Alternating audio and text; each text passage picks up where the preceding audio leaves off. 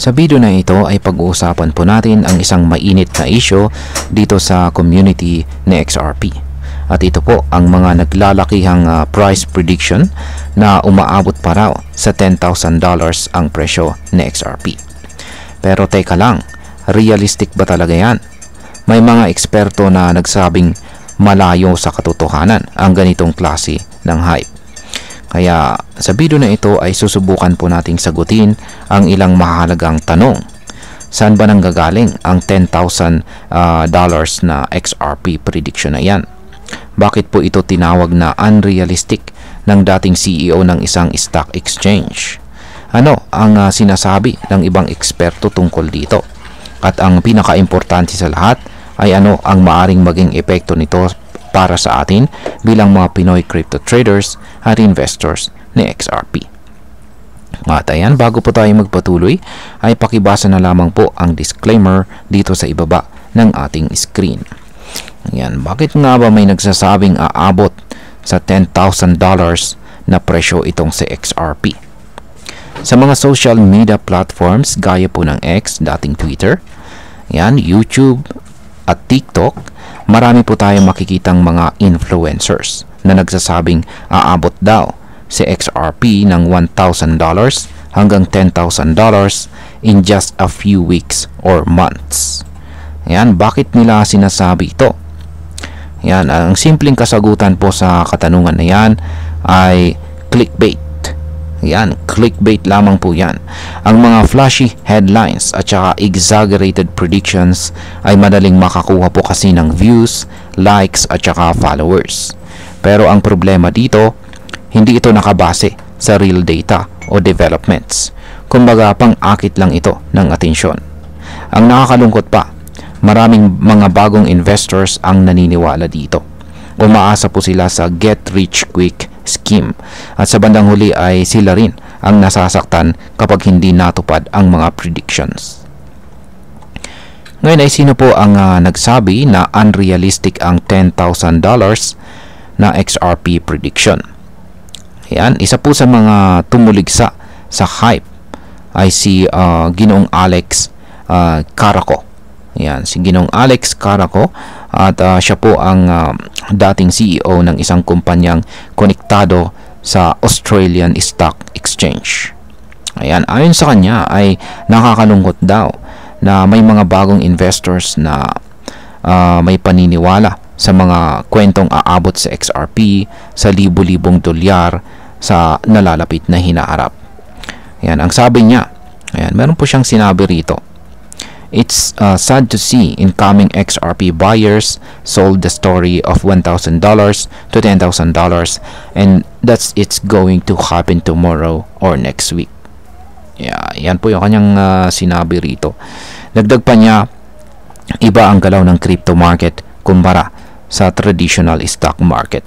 Ibig sabihin ay mas unpredictable po ang presyo at walang makakapagsabi ng exact price sa hinaharap. Kaya kung may influencer kang naririnig na nagsasabing sigurado ang presyo ng XRP sa $10,000, tandaan mo, wala pang ganong certainty sa crypto. Ngayon ay ano naman po ang sinasabi ng ibang mga eksperto sa industriya? Ayan, sumali rin po sa usapan itong si Ginoong Panos Mecras. Siya naman po ang co-founder ng Anodos Finance. Ayon po sa kanya, panahon na raw para sa mga XRP community na tumigil na sa mga meaningless predictions at mga nonsense riddles. Yan. Ang sabi niya ay mas magandang pag-usapan ang real developments dito sa XRP Ledger or XRPL at saka Decentralized Finance or DeFi na siyang may tunay na epekto sa ecosystem. At oo, may mga progress sa XRPL tulad ng mga bagong partnership, integration sa banking system at saka DeFi protocols. Ito ang mga balitang dapat nating pagtuunan ng pansin, hindi yung mga haka-hakang presyo. Ngayon ay paano naman po naapektuhan ng misinformation ang XRP community? Ayan. May isa pang problema dito sa loob ng community at yan po ang misinformation o maling impormasyon. Ngayon, ayon po kay Crypto Eri, isa rin po siyang kilalang XRP supporters. Kailangan daw ng community na labanan. Hindi lang ang FUD. Yan, ang FUD is ibig sabihin po niyan is fear, uncertainty, and doubt. Yan, ayon po kay Crypto Eri ay kailangan daw labanan ang hindi lamang yung FUD kundi hindi lamang po FUD mula sa critics kundi pati na rin ang mga maling impormasyon sa loob ng community mismo. Isa po sa mga madalas na maling akala ay ang sinasabing si XRP ay konektado raw sa ISO 222. Yan, ang totoo ayon kay Eri ay meron po siyang aktual na sinabi rito. Ayan, ang totoo ay Ripple, the company, complies with ISO 222. Yan. Pero hindi ibig sabihin na ang XRP mismo ay bahagi ng ISO 222 standard. Ayan. Importanteng linawin ito dahil marami pong investors ang nag-a-assume na ito ang dahilan kung bakit tiyak natataas ang presyo ni XRP. Ngayon ay bakit po delikado ang overhype at saka unrealistic predictions? Ayan, kapag masyado po kasing kapag masyado po tayong nadadala sa hype, nawawalan na po tayo sa realistic investing mindset. Ang crypto po ay dapat nating tinitignan bilang long-term investment at hindi po sugal o instant yaman. Kapag ang isang baguang investor ay naniwala agad sa $10,000 na prediction, baka mag-invest po siya ng higit sa kaya niya, expecting na kikita agad. Pero kapag hindi nangyari, frustration, panic selling at saka losses ang siyang magiging resulta. Ngayon ay ano po ang dapat na pagtuunan ng pansin ng XRP community? Ayon po sa mga eksperto ay dapat tayong mag-focus sa technological progress, real-world use cases at saka regulatory development ni XRP at Ripple. Halimbawa, ano yung mga bagong partnerships ni Ripple? May mga bangko bang gumagamit ng XRP bilang bridge currency? Kumusta na ang laban sa SEC? At saka, may integration ba sa cross-border payments? Ito po ang mga impormasyon na may tunay na impact sa value ng XRP. Hindi lamang po yung puro mga hype.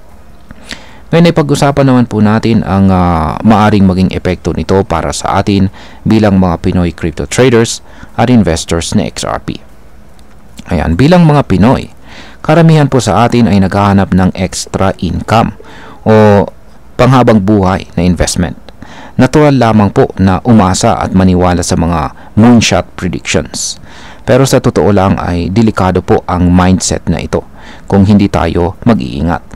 Dapat po nating tandaan na sa crypto, walang garantisadong kita. Ang mga high predictions ay pwede pong magdulot ng emotional investing, kung saan ay nadadala tayo sa excitement at hindi po sa tamang analysis. Mas mabuting pag-aralan po natin ang project, technology at saka market movement bago po tayo mag-invest. At higit po sa lahat, ay huwag po tayo mag-invest nang hindi natin kayang mawala. At yan, bilang panghuli ay ang masasabi ko naman po rito ay okay lang naman maging optimistic. Yan, okay lang na mangarap na tataas si XRP. Pero dapat ay nakaugat ito sa realidad or katotohanan. Hindi po masamang mangarap, pero masama kung manghila tayo ng ibang investors gamit ang maling impormasyon. Kung gusto po nating umangat ang crypto community dito sa Pilipinas, kailangan po natin ng tamang edukasyon, responsable na content creation at higit po sa lahat ay integridad. Hindi po natin kailangan ng clickbait. Ang kailangan po natin ay katotohanan. At ayan, hanggang dito na lamang po tayo sa video na ito mga ka-crypto. Marami pong salamat sa panonood. Ingat po tayo lagi at God bless po sa ating lahat.